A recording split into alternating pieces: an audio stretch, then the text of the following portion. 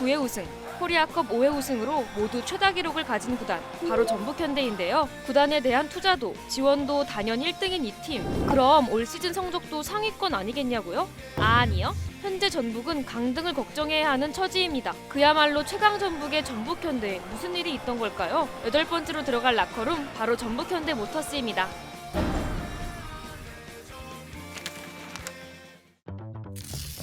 전북현대가 가장 성적이 나빴던 시즌이 4위였습니다. 불과 2년 전은 또 우승까지 차지했었거든요. 지금은 12, 11위를 오가면서 하위 스프릿에 있잖아요. 다이렉트 강등은 면했습니다만 승강 플레이오프에 전북현대라는 구단이 간다는 자체만 하더라도 전북현대 팬들 그리고 K리그 팬들, 스포츠를 좋아하는 분들에게 굉장히 충격적인 결과라고 할 수 있습니다. 경기를 보면 이 팀은 이기려고 한다기보다는 지지 않으려고 하는 듯한 그런 느낌을 받았습니다. 전북이 어떤 팀입니까? 박공이란 게 있잖아요. 압도적인 공격력을 보였던 팀이 전북이기 때문에 지금의 전북의 모습은요, 깜짝 놀랄 만한 사건이라고 볼 수가 있습니다.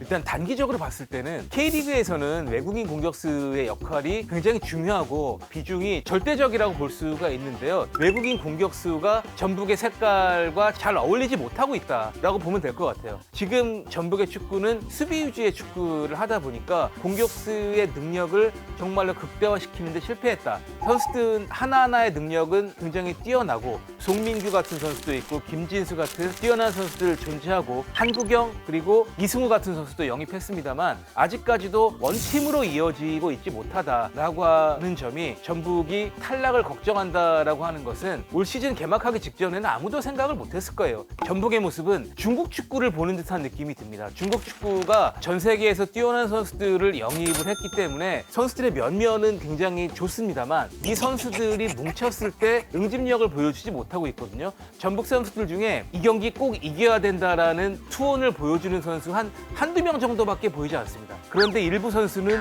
투혼이 좀 지나치다 보니까 오히려 수비 쪽에서 퇴장을 당한다거나 좋지 않은 결과로 이어지기도 하고요. 개인의 능력, 연봉이 높은 선수들의 능력과 팀의 조직력이 조화를 이루지 못하고 있다. 이것이 생각보다 너무 오래가고 있다고 볼 수가 있습니다. 사실 그 조화라고 하는 거면은 사실 감독의 역량일 수도 있잖아요. 일단 김상식 감독 같은 경우는 리그를 대표하는 수비수였죠. 그때부터 전북의 축구 색깔이 예전과 조금 달라진 측면이 분명 있었는데요. 이 페트레스크 감독 같은 경우도 많은 분들이 좀 기대를 했었죠. 오히려 페트레스크 감독은 새로운 공격 루트를 찾는 데 실패를 했고요. 김두현 감독 같은 경우는 감독 경험이 없었죠. 카리스마형 감독이 와서 이 집단 무기력증에 빠진 듯한 선수들을 장악하는 그런 모습을 보여주는 것이 전술보다 더 중요한 상황이 아니었나라는 생각이 들고요. 이 상황에서 김두현 감독이 경험을 많이 가진 감독이 아니기 때문에 오히려 더 악재로 작용하는 측면이 있지 않았나라는 생각이 지금까지 나온 결과로는 아쉬움이 들고 있습니다.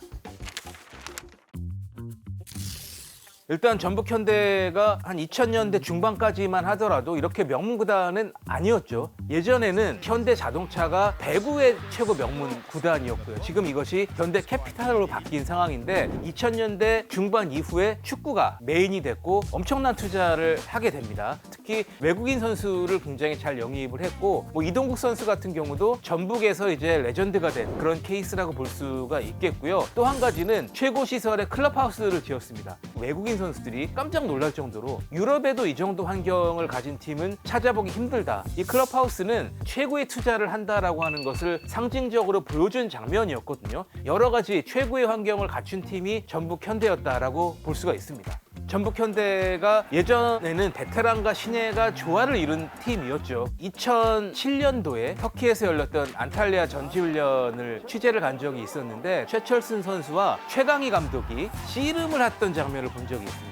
최강희 감독이 이 선수 정말 체격이 크지 않지만 힘이 너무 센 선수다라고 하면서 미래의 전북을 이끌어갈 선수다 이런 이야기를 한 적이 있었는데 최철순이라고 하는 선수가 오랜 기간 수비의 핵심 역할을 해왔기 때문에 전북의 조직력, 경기뿐만이 아니라 구단, 클럽하우스의 리더 역할을 했었거든요. 이런 선수들이 점점 사라지고 있다라고 하는 점, 예전에 비해서 소속감을 느끼지 못하는 것도 지금 이렇게 된 이유 중에 하나라고 생각이 됩니다.